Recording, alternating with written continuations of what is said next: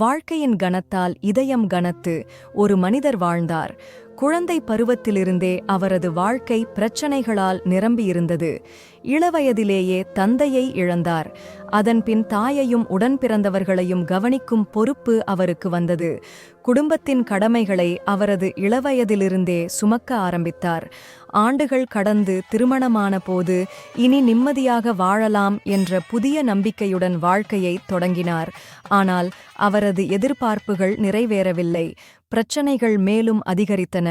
ஒரு பிரச்சனை முடியும்போது மற்றொரு புதிய பிரச்சனை எழுந்தது. அவரது இதயத்தில் அமைதிக்கு இடமே இல்லை. ஒரு நாள் மனம் உடைந்து விரக்தியில் மூழ்கி அவர் ஒரு ஞானியை நாடினார். ஆழ்ந்த வேதனையுடன், ஐயா, இந்த உலகின் சுமைகளை துறந்து உங்கள் சீடராக வாழ விரும்புகிறேன். முடிவற்ற பிரச்சனைகளால் என் ஆன்மா களைத்துவிட்டது. எனக்கு அமைதி வேண்டும் என்று மன்றாடினார். ஞானி அவரை ஆழமாக நோக்கி, சரி, நீ என் சீடராக இருக்கலாம். ஆனால் முதலில் உன் பிரச்சனைகளை சொல் என்றார். அவர் துக்கம் தொண்டையை அடைக்க, ஐயா, என் வாழ்க்கையே பிரச்சனைதான். ஒரு நாள் பண நெருக்கடி, மறுநாள் மனைவியுடன் மனஸ்தாபம், பின்னர் வேலையில் தோல்வி, இல்லையெனில் வேறு ஏதோ ஒரு சுமை. ஒரு பிரச்சனை முடிவதற்குள் மற்றொரு பிரச்சனை தோன்றுகிறது. வெற்றி என்பதே எனக்கு கிடைத்ததில்லை. எப்போதும் துக்கமும் துயரமும் மட்டும்தான். ஞானி அவரது வார்த்தைகளை நன்கு கவனித்து, சரி, இன்று என் குடிலிலேயே தங்கு. மறுநாள் சூரியனின் முதல் ஒளி பூமியை தொடும்போது ஞானி, என்னோடு வா, நாம் பக்கத்து கிராமத்துக்கு போகிறோம். இருவரும் பக்கத்து கிராமத்தை நோக்கி பயணித்தனர். வழியில் ஒரு ஆற்றின் கரையை அடைந்தனர். நீர்க்கற்களை தாக்கி வேகமாக பாய்ந்தது. அவர்கள் ஆற்றங்கரையில் நின்று நீரோட்டத்தை கவனித்தனர். ஞானி அமைதியாக, நாம் இந்த ஆற்றை கடக்க வேண்டும், ஆனால் நீர் வேகமாக பாய்கிறது என்றார். அவர்கள் அங்கே கொஞ்ச நேரம் நின்றனர். அந்த மனிதர் மனதில் கேள்விகள் எழ, ஐயா, ஆற்றை கடக்க வேண்டும் என்றீர்கள். ஆனால் ஏன் ஆற்றை கடக்காமல் இங்கேயே நிற்கிறோம்? ஞானி கண்களில் ஒரு ஒளி மின்ன, நாம் ஆறு வற்றுவதற்காக காத்திருக்கிறோம். ஆறு வற்றிய பிறகு நாம் அதை கடப்போம். அந்த மனிதர் திகைத்து, ஐயா, அது எப்படி சாத்தியம்? இந்த ஆறு தானாக வற்றாது. அது என்றென்றும் பாயும்.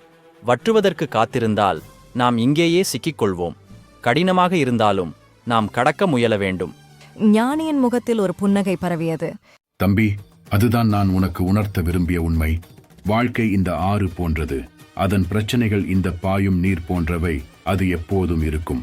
பிரச்சனைகள் மறையும் வரை காத்திருந்தால் உன்னால் ஒருபோதும் முன்னேற முடியாது. அது எவ்வளவு கடினமாக இருந்தாலும் அவற்றை எதிர்கொண்டு தைரியமாக கடந்து செல். அப்போதுதான் உன்னால் வெற்றியடைய முடியும்.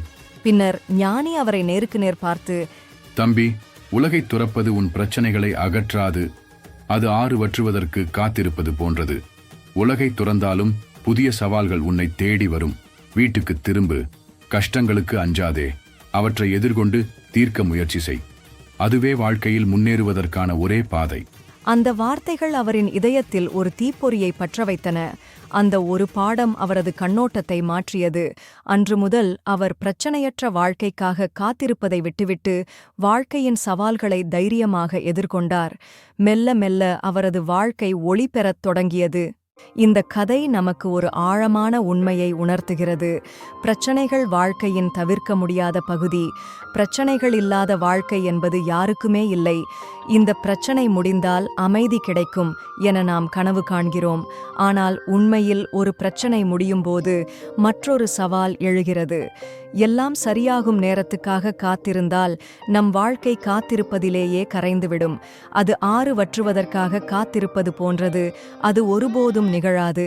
அதனால்தான் நாம் பிரச்சனைகளை எதிர்கொண்டு முன்னேற வேண்டும். ஓடி ஒளிவது தீர்வல்ல, கைவிடுவது வெற்றியல்ல. ஒவ்வொரு சவாலையும் தைரியமாக எதிர்கொள்ளுங்கள். அதுவே வெற்றியின் பாதை. நன்றி. மீண்டும் அடுத்த வீடியோவில் சந்திப்போம்.